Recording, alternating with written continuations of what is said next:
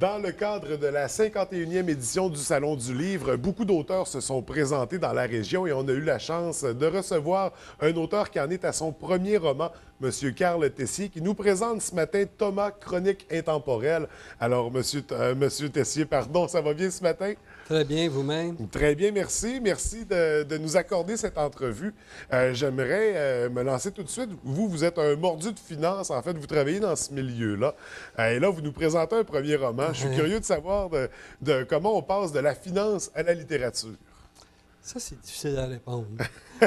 Mais j'aimerais, en premier lieu, j'aimerais vous remercier de m'accueillir ici. Oui. C'est pas évident pour des nouveaux auteurs de se faire connaître. Donc, ben. je remercie Télévision Derry et M. Fortin en personne Ben, merci beaucoup. de m'accueillir dans leur studio.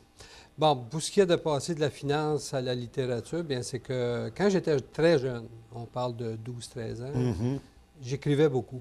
OK.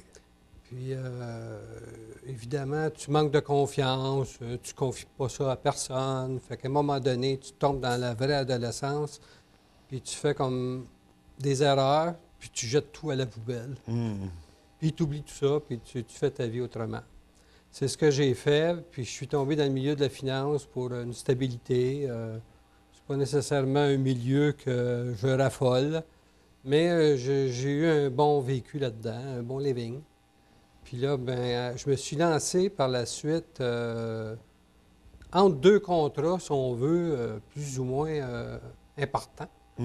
J'ai eu une période de temps libre, puis j'ai recommencé à écrire sans toutefois vouloir faire un roman, sans avoir l'idée de faire un roman. Mais au bout de la ligne, ça a fini comme ça. On aboutit avec un premier roman, qui est celui qu'on présente ce matin. Donc, on a réanimé la flamme, là, une passion de jeunesse. Comment vous avez vécu cette expérience-là d'un premier roman? Bien, l'expérience, c'était que j'ai fait à peu près 50-60 pages. J'ai mis ça de côté complètement. Ensuite, j'ai pris des vacances. Puis, je suis revenu, j'ai retrouvé mon texte par hasard en revenant de vacances l'année passée, en septembre. Donc, j'avais aucunement l'intention de faire un livre. Puis à partir de ce moment-là, j'ai relu mes 60 pages. J'ai trouvé ça intéressant. Je me suis trouvé intéressant. J'ai dit, c'est bon signe. Si je me trouve intéressant, peut-être que d'autres vont trouver ça intéressant. Donc, j'ai continué, puis ça a fini par un livre. Donc, on aboutit avec le livre qu'on présente ce matin, qui s'intitule Thomas, en sous-titre Chronique intemporelle. Oui. On décrit ce livre comme un docu-fiction. Qu'est-ce qu'on veut dire par là? C'est un peu l'idée de mon éditrice d'appeler ça docu-fiction. Moi, j'aurais appelé ça tout simplement roman. Sauf que Thomas, qui est le principal... le héros de l'histoire. Le héros de l'histoire, excusez-moi. Thomas est fait aussi... C'est un peu un roman d'amour, pas un peu, c'en est un aussi. Mais Thomas, il voyage des fois dans des dimensions un peu inexpliquées ou inexplicables. C'est là qu'est le docu-fiction. OK. C'est là qu'est la fiction, en fait. Donc, justement, si on se lance un peu plus dans l'histoire, Thomas qui est un jeune, là, génération Y. Début trentaine. Oui. Donc, qu'est-ce qu'on vit avec Thomas? Bon, Thomas, moi, premièrement, avec Thomas, je me sers de lui un peu pour qu'est-ce que moi j'aurais aimé vivre à ce moment-là. Ça, je parle au niveau de l'emploi. Je ne parle pas le côté, l'histoire d'amour et tout ça, là. Je parle au niveau de l'emploi parce qu'il travaille dans le domaine du climat, météorologie, etc. Donc, l'environnement, beaucoup d'environnement. Fait que ça, c'est un milieu que j'aurais aimé toucher. Fait que je me suis mis dans la peau, étant donné mon âge, je pense pas pouvoir recommencer une carrière à cet effet. Donc, je me mets dans la peau d'un trentenaire pour essayer de voir qu'est-ce que moi j'aurais pu vivre à cette époque-là. Parfois, les auteurs vont s'inspirer de leur propre expérience pour créer un personnage. Vous vous inspirez de ce que vous auriez voulu être. Fait que c'est la personne que vous auriez voulu être. En partie seulement. En partie. Oui, parce que ça demeure une fiction. Oui, une fiction. Et justement, dans les grandes lignes de l'histoire, donc Thomas, c'est un observateur, on dit qu'il se promène dans des univers. Qu'est-ce que vous voulez dire par là? Bien, Thomas, premièrement, il voyage pour son travail. Il travaille pour le ministère du Développement du Québec, entre autres. Mais il voyage dans d'autres pays, il va dans des conférences, puis il fait des rencontres intéressantes. C'est là que l'histoire d'amour prend forme. Oui. Puis, quand il relaxe, il se retrouve sur son divan, bien souvent, il part un peu. On pourrait dire un voyage astral, on OK. pourrait appeler ça. Mais il ne sait pas lui-même trop qu'est-ce qui se passe. Mais il est ouvert à ça. Donc, il vit des expériences qu'on pourrait dire différentes. Paranormal ou à la limite de... Oui, oui. Ils n'ont pas peur des mots. Paranormal. Paranormal. Ouais. Donc, on suit Thomas pendant ce parcours. Donc, bien sûr, il arrive toutes sortes d'éléments pendant l'histoire. Ah, ben oui, évidemment. Puis le roman est tout frais, là. On parle de... Vous êtes relancé dans le projet en septembre dernier.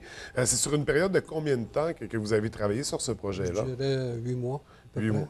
Et au niveau de Mais la à maison... temps très partiel. Oui, mais là, justement, Très- après la première expérience comme ça, est-ce que ça donne le goût de poursuivre dans la Ouais. littérature? J'ai déjà embrayé, comme on pourrait dire, Oui. sur un autre projet, mais j'y vais vraiment parce que je travaille encore dans le domaine de la finance, donc j'y vais vraiment mollo. Donc, on travaille avec les chiffres, mais on travaille avec les lettres aussi maintenant. Ça me libère des Ouais. chiffres. Donc, prochain projet, est-ce qu'on demeure avec Thomas ou on se dirige Non. complètement dans une autre histoire? Je pourrais l'adapter avec Thomas. Je pourrais, parce que l'histoire se situe avec un personnage plus âgé. Oui. Donc, ça pourrait être Thomas plus vieux. Mais pour le moment, c'est pas Thomas. Donc, en attendant, c'est une autre Ben, je sais histoire. pas. On verra quelle forme ça va prendre. Ouais, c'est ça. Donc, un prochain projet en cours. Là, on se rend compte, je le mentionnais en début d'entrevue, vous êtes de passage présentement dans la région pour le Salon du Livre. Oui. Au moment où on diffuse l'entrevue, le Salon du Livre est passé. Mais vous, pour votre part, est-ce que vous faites une bonne tournée des salons, d'événements comme Oui, ça cet automne? j'essaie de faire le maximum de salons parce que faut se faire connaître quand Ouais. on n'est pas Ouais. connu. On n'est pas comme une vedette connue qui sort un livre qui va se faire inviter à tous les programmes que vous connaissez. Donc, c'est là que j'insiste pour encore vous remercier de l'invitation. C'est très important pour des auteurs qui ne sont pas connus. Et ça nous fait plaisir. On adore la littérature ici. Donc, c'est toujours un plaisir de recevoir des auteurs pour nous partager leur passion. Donc, on va inviter les gens à découvrir votre premier roman qui s'intitule Thomas, chronique intemporelle. Premier roman, mais certainement pas le dernier. On surveille de très près pour d'autres livres. Et est-ce qu'on peut vous suivre par les réseaux sociaux, avoir des nouveautés, développement du nouveau projet? Bien, non, pas au niveau du développement de d'autres projets, mais j'ai une page Facebook, évidemment, mais ce n'est pas une page associée au livre.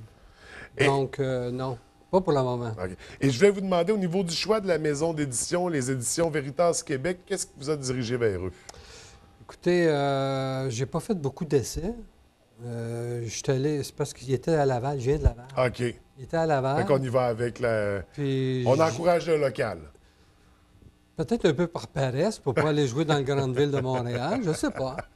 Puis j'ai simplement appelé les immeubles. Les éditions. Les éditions Veritas. Puis Ça a tout de suite cliqué. ça l'a cliqué assez rapidement, oui. Donc, c'est un bon indice de la qualité du livre qu'on présente ce matin, du roman. Ben, Donc, je souhaite que les gens apprécient. absolument, on invite à découvrir cet ouvrage. Encore une fois, je vous remercie d'avoir pris le temps de venir nous rencontrer. Je vous souhaite un beau salon du livre, puis en espérant vous rencontrer pour votre prochain livre. C'est moi qui vous remercie. Merci beaucoup.